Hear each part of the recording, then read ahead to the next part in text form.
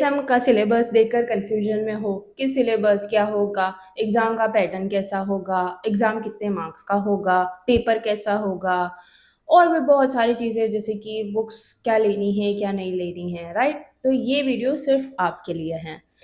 इसके अंदर मैं आपको बताऊंगी सारी चीज़ें from syllabus to important questions और साथ में इसको एंड तक ज़रूर देखना बिकॉज कि लास्ट में मैं आपको बताऊंगी कि ये एक पूरी ऑर्गेनाइज पीडीएफ आप फ्री में कैसे डाउनलोड कर सकते हो। तो चलिए शुरू करते हैं। पता है सबसे बड़ा प्रॉब्लम क्या होता है पीएसएम के अंदर? बिकॉज क्लियरिटी ही नहीं होती है। सिलेबस इतना बड़ा लगता है, बुक्स इतनी बड़ी लगती हैं कि समझ में ही नहीं आता है कहाँ से शुरू करें और कहाँ से नहीं करें। इस वीडियो के अंदर मैं आपको बताऊंगी कि आपका एग्जैक्ट सिलेबस क्या है और उस एग्जैक्ट सिलेबस के अंदर मार्क्स डिस्ट्रीब्यूशन कैसे होगा, जिससे कि आपको समझ में आएगा कि आपको कौन सा चैप्टर पढ़ना है और कौन सा चैप्टर नहीं पढ़ना है, किसको कितना इम्पोर्टेंस देना है, राइट? दूसरी चीज़ कि इम्पोर्टेंट क्वेश्चंस मैं आपको बताऊंगी, उसके साथ साथ कि वो क्वेश्चन आपको एलएक्यू में आएंगे, एसएक्यू में या एमसीक्यू में, जिससे कि आपको इजी रहेगा कि आपने सबसे पहले किसको पढ़ना है। टर्म एग्ज़ाम के बारे में भी इंफॉर्मेशन दूंगी कि आपको जो टर्म एग्ज़ाम है उसका सिलेबस क्या रहेगा, राइट। तो सबसे पहले हम शुरू करते हैं एग्ज़ाम के पैटर्न से। आप जो पीडीएफ है वो यहाँ पर देख रहे हो। सो हम देख रहे हैं अभी एग्जाम के पैटर्न के बारे में, राइट? तो एग्जाम जो है वो अगेन आपको टर्म 1 एंड टर्म 2 उस तरीके से पूछी जाएगी, राइट? तो ये जो फर्स्ट टर्म है वो आपको 1st to 6 मंथ के अंदर देना है। उसके अंदर जैसे हम दूसरे सारे सब्जेक्ट के अंदर देखते हैं PA1 एंड TT1, राइट? जो वो सारी चीज़ें हैं लाइक PA1 के अंदर 10 मार्क्स के वाइवा होंगे, TT1 के अंदर आपके वाइवा और प्रैक्टिकल होंगे, ठीक है? वो सारी चीज़ें सेम हैं। लेकिन जो टर्म 2 है, राइट, उसके अंदर क्या है कि आपको PA2 देना है जिसके 10 मार्क्स के वाइवा हैं और जो फाइनल यूनिवर्सिटी एग्ज़ाम है उसका ब्रेकडाउन कुछ इस तरीके से है कि आपको 10 मार्क्स का थियोरी और 100 मार्क्स का थियोरी और 100 मार्क्स का practical, clinical and internal assessment है, ठीक है? तो जब प्रैक्टिकल है उसके अंदर आपको स्पॉटिंग दिए जाएंगे, आपको कुछ स्पेसिफिक चीज़ें रखी जाएंगी, उसको बताना है।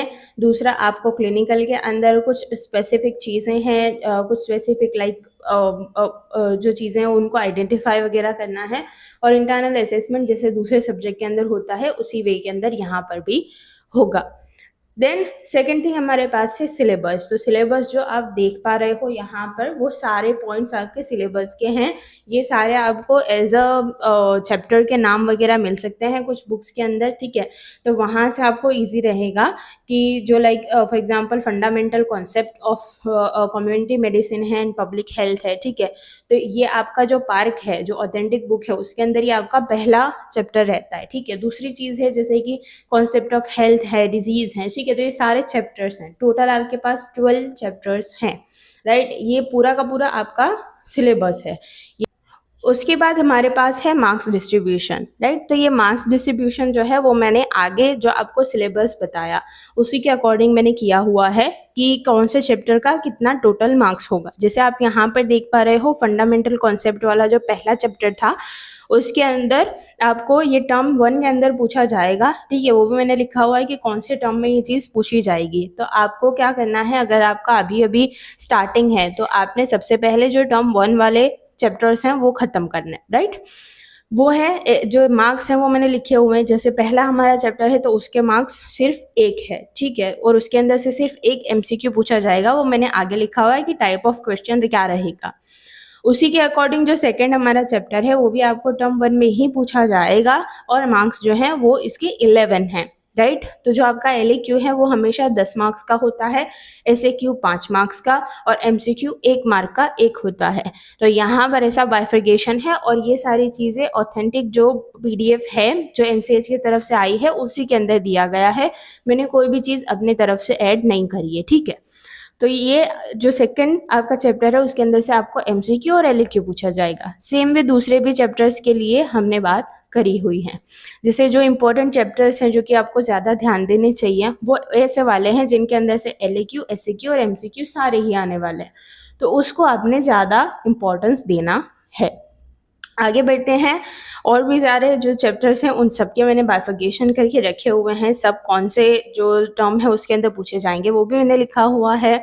देन अब हम आते हैं हमारे इम्पोर्टेंट टॉपिक्स के ऊपर। तो इम्पोर्टेंट टॉपिक्स के अंदर क्या मैंने किया है कि जो सारे हमारे चैप्टर्स थे ना उसके अंदर से जो जो इम्पोर्टेंट टॉपिक्स थे मैंने वो डायरेक्टली लिखे हुए हैं।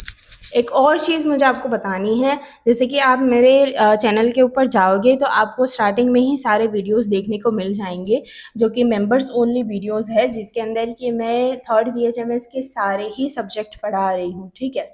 तो उसके अंदर मैंने जो पीएसएम है उसको भी स्टार्ट कर दिया है, ऑलमोस्ट सारे मैंने जो सब्जेक्ट है वहाँ पर स्टार्ट कर दिए हैं, ठीक है।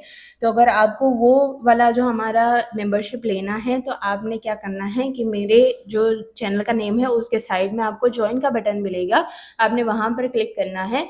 थोड़ा सा स्क्रॉल करोगे तो लास्ट में आपको दिखेगा योर थर्ड बीएचएमएस बडी, ठीक है। आपने वहाँ पर जाकर वो जो मेंबरशिप है अगर आप वो परचेस करते हो तो आपको सारे ही वीडियोस देखने को मिल जाएंगे वहाँ पर, जो कि मेंबर्स ओनली है, ठीक है। इधर it is the first year का जो सिलेबस है, सेकेंड ईयर का सिलेबस है, तो आपको जो मटीरियल ऑर्गेनॉन वगैरह हैं वो भी वहाँ पर देखने को मिल जाएंगे, सारे के सारे ही आपको सब्जेक्ट वहाँ पर देखने को मिल जाएंगे। जो कोर्स है वो अभी लाइव है, अभी चल रहा है, तो सारी जो डेली के मैं वहाँ पर दो दो जो लेक्चर्स हैं वो अपलोड करती हूँ डिफरेंट डिफरेंट सब्जेक्ट को लेकर, तो आपके सारे ही सब्जेक्ट एक साथ प्रिपेयर हो जाएंगे, ठीक है। तो अगर आपको अच्छा लगता है तो आप वो मेंबरशिप ले सकते हो। देन जो इम्पोर्टेंट टॉपिक्स हैं, ठीक है, उसके अंदर मैंने आगे लिखा हुआ है कि ये आपको एसएक्यू है, ठीक है, जैसे यहाँ पर देख पा रहे हो ये आपको एसएक्यू है, एलएक्यू है, एमसीक्यू है, क्या पूछा जाएगा इसके अंदर वो लिखा हुआ है मैंने, ठीक है। एमसीक्यू आप मोटा मोटा सा देखकर देख लो कि भाई एमसीक्यू जो है ना वो सबके अंदर से पूछे जाते हैं, और ऐसा चांसेस रहता है कि किसी न किसी के अंदर से आ जाएंगे, और अगर एमसीक्यू नहीं आते ना तो आपको वाइवा में भी उसके बारे में क्वेश्चन हो ही जाता है, ठीक है। तो आप थोड़ा बहुत उसके लिए प्रिपेयर रह सकते हो।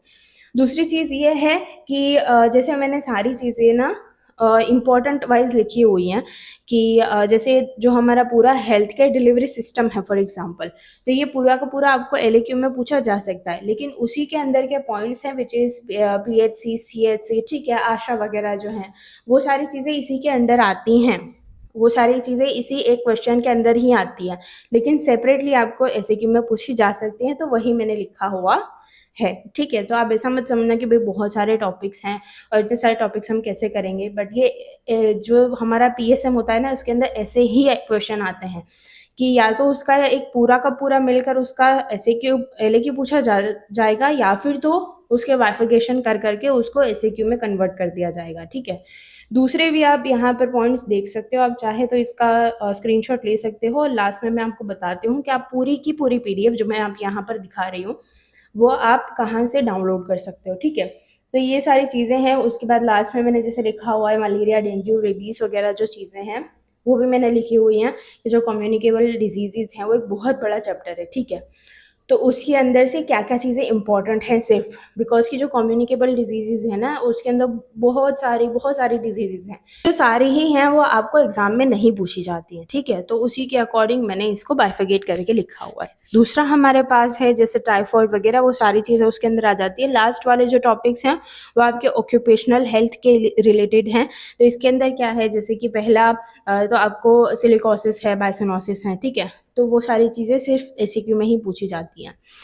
दूसरा आपके पास है कि आपने बुक्स कौन-कौन सी लेनी है। देखो यूजुअली जो है कि लोग कहते हैं कि आपको पार्क लेनी चाहिए, मैं भी बोलती हूँ कि आपको पार्क लेनी चाहिए, ठीक है। लेकिन पार्क में बहुत सारा डेटा है, ठीक है, कि पार्क में लाइक ऐसे सारे डेटाज़ हैं जो कि हमें एमडी जो लोग कर रहे हैं या फिर तो जो लोग रिसर्च में हैं उनके लिए भी वो सारा डेटा है, राइट? उनके रिलेटेड वो सारा डेटा है, लेकिन हमको इतना ज़्यादा डेटा नहीं चाहिए बिकॉज़ हमको अभी क्या करना है, सिर्फ 100 मार्क्स के एग्ज़ाम के लिए प्रिपेयर करना है। उसके बाद आप जाकर वापस से उसको पढ़ो, जैसे हम एनाटॉमी फिजियोलॉजी पढ़ते हैं वो बात अलग है।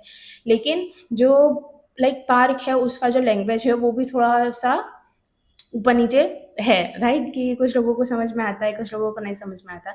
उसी के लिए मैंने दूसरी भी कुछ बुक्स रखी हुई हैं, ठीक है? ये सारी बुक्स भी जो हैं वो आपको वहाँ से ही एनसीएच के थ्रू ही रेफ़रल करी गई हैं। तो आप इनको पढ़ोगे तो ऐसा नहीं है कि आपको कोई टॉपिक नहीं मिलेगा, ठीक है? जैसे पहली तो है वो हमारी पार्क ही है, ठीक है? उसका जो लेटेस्ट एडिशन है आपने वही लेना है, पुराना वाला नहीं लेना है, बिकॉज़ कि उसके अंदर जो डेटा है ना वो डिफ़र करेगा। बिकॉज़ कि जो पीएसएम है उसके अंदर डेटा बहुत इम्पोर्टेंस रखता है, जो नंबरिंग है वो बहुत ज़्यादा इम्पोर्टेंस रखती है। तो आपको लेटेस्ट एडिशन है वही लेने हैं। दूसरा हमारे पास है कादरी एएम, उसके अंदर भी आपको बहुत अच्छे खासे जो टॉपिक्स हैं वो बहुत ईज़िली समझ में आ जाएँगे। उसके अलावा ना एक बहुत इम्पोर्टेंट यहाँ पर पॉइंट आता है, एक बहुत इम्पोर्टेंट चैप्टर आता है, थोड़ा-सा कन्फ्यूज़िंग भी। एपिडेमियोलॉजी वाला टॉपिक है ना, वो आपको कहीं न कहीं बहुत कन्फ्यूज़िंग वगैरह लगता है। पार्क में बहुत ज़्यादा डेटा है, बहुत ज़्यादा मतलब कि चीज़ें दिखाई गई हैं, तो वो सारी चीज़ें भी याद नहीं रहती हैं, ठीक है? और वो कन्फ्यूज़िंग हो जाता है। इसीलिए जो थर्ड वाला आप यहाँ पर बुक देख पा रहे हो which is Kothari for the methodology, ठीक है? एंड मेथड्स एंड टेक्निक्स, ठीक है? तो उसके अंदर जो रिसर्च के रिलेटेड सारी चीज़ें हैं वो आपको मिल जाएँगी और साथ में जो आपका न्यू सिलेबस है उसके अंदर रिसर्च का भी अच्छा खासा एम्फसाइज़ किया गया है उसको फर्स्ट ईयर से ही। तो ऐसा हो सकता है कि आपको रिसर्च के रिलेटेड ज़्यादा क्वेश्चंस आएँ, ठीक है? इसीलिए आप एक अलग से बुक या तो उसकी पीडीएफ वगैरह या तो कहीं से आपको मिल रही है, तो आप जस्ट एक बार उसको गो थ्रू कर लेना, बहुत अच्छे से ईज़ी वे के अंदर उसको बताया गया है, ठीक है? दूसरी चीज़ है किशोर जी वाली जो बुक है वो, उसके अंदर नेशनल हेल्थ प्रोग्राम बहुत अच्छे से दिए गए हैं और वो उसी की बुक है मतलब कि। तो उसके अंदर जो नेशनल हेल्थ प्रोग्राम्स जो हैं वो बहुत इम्पोर्टेंट है, लाइक उसके अंदर टीबी वगैरह के हैं, एड्स वगैरह के हैं, मलेरिया के हैं, तो ये सारी चीज़ें एनीमिया वाले हैं, वो आपको एग्ज़ाम में पूछे जाते हैं। तो वो जो सारी चीज़ें हैं वो आपको अच्छे से एक ही जगह पर मिल जाती हैं, बिकॉज़ कि पार्क के अंदर क्या है ना कि जैसे-जैसे चैप्टर आते जाते हैं वैसे-वैसे आपको उनके बारे में बताया जाता है। तो ये सारी चीज़ें आपको एक ही जगह पर मिल जाती हैं from the Kishor Jain national health programme वाली बुक के अंदर। एंड यहाँ तक मुझे बताना था आपको कि जो-जो सारी चीज़ें हैं, होपफुली आपको एक आइडिया मिला होगा कि किस तरीके से आपने पढ़ना है। सो यहाँ पर जैसे आप देख रहे हो मेरा इंस्टाग्राम है, टेलीग्राम है, जो यूट्यूब आप अभी देख रहे हो, उसके अलावा पिंटरेस्ट भी है, तो आप वहाँ पर जाकर मुझे सेम नाम है हर जगह के ऊपर, वहाँ पर जाकर आप मुझे फ़ॉलो कर सकते हो। मैंने आपको कहा था कि आप पीडीएफ कहाँ से डाउनलोड कर सकते हो, ये पूरी की पूरी पीडीएफ जो है इसके अंदर जो सारा सिलेबस है, मार्क्स डिस्ट्रीब्यूशन है, वो आपको अलग-अलग से सारी चीज़ें स्क्रीनशॉट लेने की ज़रूरत नहीं है। ये मैं मेरे टेलीग्राम चैनल के ऊपर अपलोड कर दूँगी। इसके पहले वाले भी जो मैंने वीडियोज़ बना रखे हैं, जैसे गायनिक के लिए मैंने बनाया है, ऑब्स के लिए, सर्जरी के लिए, मटीरिया, ऑर्गेनॉन के लिए मैंने बना रखा है, वो सारी पीडीएफ्स मैंने वहाँ पर भी अपलोड कर रखी हैं और ये वाली भी कर दूँगी। जिससे कि आप वहाँ पर जाकर ईज़िली इसको डाउनलोड कर सको, इसके बेनिफिट उठा सको, आपको अलग से सारी चीज़ें लिखने की ज़रूरत नहीं पड़ेगी। प्रिपरेशन है एग्ज़ाम को लेकर वो अच्छे से हो जाएगा, ठीक है? आपको और कोई भी क्वेश्चन रहता है then please ask me in the comment section. तो ये सारी चीज़ें थी जो कि मुझे आपके साथ डिस्कस करनी थी। होपफुली आपको ये वीडियो अच्छा लगा होगा, कोई अच्छी नॉलेज मिली होगी।